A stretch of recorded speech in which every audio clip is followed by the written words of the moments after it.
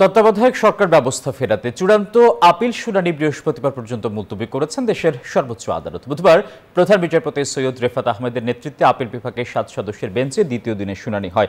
এদিনও শুনানি করেন সুজন সম্পাদক বদিউল আলম মজুমদারের আইনজীবী ডক্টর শরীফ ভূঁইয়া। শুনানিতে তিনি বলেন, তত্ত্বাবধায়ক সরকার ব্যবস্থা ফিরলেও আগামী নির্বাচন হবে অন্তর্বর্তীকালীন সরকারের অধীনে, তবে চতুর্দশ সংসদ নির্বাচন হবে তত্ত্বাবধায়ক সরকারের অধীনে। গত 27 আগস্ট তত্ত্বাবধায়ক সরকার ব্যবস্থার বাতিলের রায় পুনর্বিবেচনা চেয়ে করা আবেদন মঞ্জুর করেন সর্বোচ্চ আদালত। দেয়া হয় আপিলের অনুমতি। এরপর ডক্টর বদিউল আলম মজুমদার সহ 5 জন, বিএনপি মহাসচিব মির্জা ফখরুল ইসলাম আলমগীর, জামায়াতের সেক্রেটারি জেনারেল গোলাম পরওয়ার আপিল করেন।